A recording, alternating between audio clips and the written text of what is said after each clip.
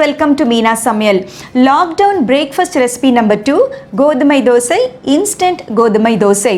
Breakfast மட்டும் இல்ல டின்னருக்கும் ரொம்ப சூட்டபிளான ஒரு லைட்டான ரெசிபி தான் இது. முக்கியமா லாக்டவுனுக்கு ஏத்த ஒரு ரெசிபி இது. எந்த ஒரு பிளானிங்குமே இல்லாம சீக்கிரமா எக்ஸிக்யூட் பண்ணி ஒரு சூப்பரான டிஃபன் வெரைட்டி அப்படின்னு சொல்லலாம். முக்கியமா இந்த லாக்டவுனுக்கு ரொம்ப பொருத்தமா இருக்கிற இந்த இன்ஸ்டன்ட் கோதுமை தோசை எப்படி செய்யறது அப்படிங்கறத பாப்போம். கோதுமை மாவு 1 கப் அப்படிங்கும்போது அரிசி மாவு 1/2 கப், அதுக்கப்புறமா பாம்பே ரவை கிட்டத்தட்ட 1 டேபிள் ஸ்பூன் எடுத்திருக்கேன். அதுக்கப்புறமா பொடியா நறுக்கிய வெங்காயம் அண்ட் இஞ்சி அண்ட் பச்சை மிளகாய் சேர்த்து அரைத்த விழுது ஒரு 1.5 டேபிள் ஸ்பூன் எடுத்திருக்கேன். அதுக்கப்புறமா பொடியா நறுக்கிய கொத்தமல்லி அண்ட் தேவையான அளவு சால்ட், அவ்வளோதாங்க. ஸோ இப்போ எப்படி செய்யறது அப்படிங்கிறத பார்ப்போம். முதல்ல ஒரு மிக்சிங் பவுலில் கோதுமை மாவு சேர்த்துக்கலாம், அரிசி மாவு, அதுக்கப்புறமா பாம்பே ரவா இஸ் ஆப்ஷனல், பொடியா நறுக்கிய வெங்காயம், இஞ்சி அண்ட் பச்சை மிளகா விழுது, பொடியா நறுக்கிய கருவேப்பிலை. ஜென்ரலி நான் என்ன பண்ணுவேன்னா பச்சை மிளகா அண்ட் இஞ்சி அரைக்கும் போதே கருவேப்பிலை கூட சேர்த்து அரைச்சிடுவேன் மோஸ்ட் ஆஃப் த டைம்ஸ். ஏன்னா கருவேப்பிலை பொடியாக எவ்வளோதான் பொடியாக கட் பண்ணி போட்டால் கூட சம்டைம்ஸ் அதை எடுத்துகிட்டு இருப்பாங்க.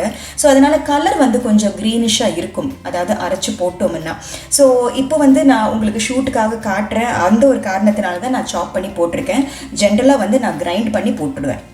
இதுக்கு தேவையான அளவு உப்பு நல்லா மிக்ஸ் பண்ணிக்கலாம் ஃபஸ்ட்டு.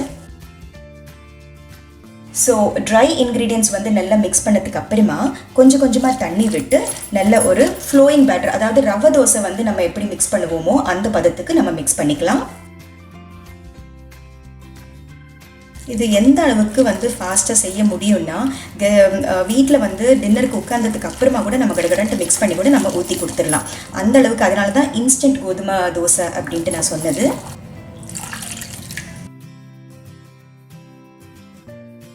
ஸோ இப்போ மாவு நம்ம எவ்வளோ நீர்க்க மிக்ஸ் பண்ணியிருக்கோம் அப்படிங்கிறத பாருங்கள். இப்போ மாவு இஸ் ரெடி. தவா ஹீட் பண்ணிவிட்டு நம்ம தோசை எப்படி ஊற்றுறது அப்படிங்கிறத பார்ப்போம். ஸோ இப்போ ஒரு தவாவை ஹீட் பண்ணிடுறேன். ஜென்ரலாக கோதுமை தோசை, ரவை தோசை, இந்த மாதிரி தோசைங்களுக்கு தவா நல்லா சூடாகணும். அதாவது நம்ம மாவு சென்டரில் ஊற்றிட்டு அதுக்கப்புறமா ஸ்ப்ரெட் பண்ணுவோம் இல்லையா, அதுக்கு ஓரளவுக்கு அந்த ஹிசிங் சவுண்ட் கேட்டால் போதும். இந்த மாதிரி நீர்க்க தோசை ஊற்றும் போது தவா நல்லா சிஸ்லிங் ஹாட்டாக இருக்கணும். ஸோ ஒரு 2 நிமிஷம் ஹீட் ஆகட்டும். ஸோ தவா நல்லா சூடாயிடுச்சு. மாவு நல்லா மிக்ஸ் பண்ணிவிட்டு, ஏன்னா ரவை இருக்கு இல்லையா சீக்கிரமாக செட்டில் ஆகிடும். ஸோ மாவு நல்லா மிக்ஸ் பண்ணதுக்கு அப்புறமா இப்படி ஊற்றணும். ஏன்னா நல்லா ஹீட் ஆனாதான் இந்த மாதிரி ஹோல்ஸாக மாவு விழுகும்.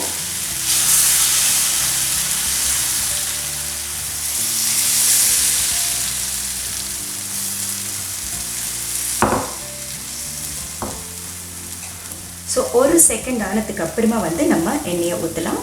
ஸோ தோசை ஹாஃப் டோஸ்ட் ஆகிடுச்சு. இந்த ஸ்டேஜில் நம்ம ஒரு டீஸ்பூன் எண்ணெயை மேலே ஊற்றலாம். ஸோ தோசை இப்போ நல்ல ப்ரௌனிங் வந்தாச்சு. ஸோ இப்போ திருப்பி போட்டுக்கலாம். ஸோ நம்ம தோசை இன்னொரு பக்கமும் நல்ல டோஸ்ட் ஆகிருக்கு பாருங்கள். ஸோ இப்போ இதை திருப்பி போட்டுடலாம்.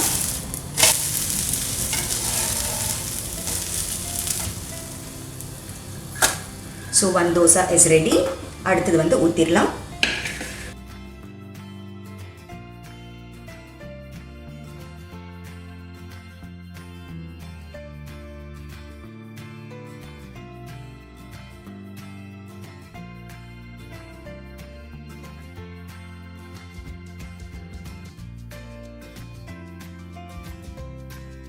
ஸோ 2 தோசை டோஸ்ட் பண்ணி முடிச்சாச்சு.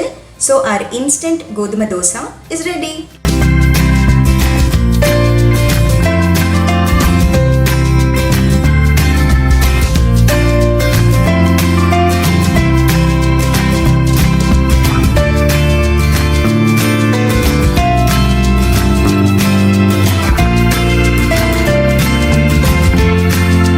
So lockdown breakfast recipe number 2 instant கோதுமை தோசை எப்படி இருந்தது அப்படிங்கிறத பார்த்தீங்க இல்லையா. ரொம்ப ஈஸி, ரொம்ப சிம்பிள், எட் வெரி டேஸ்டி.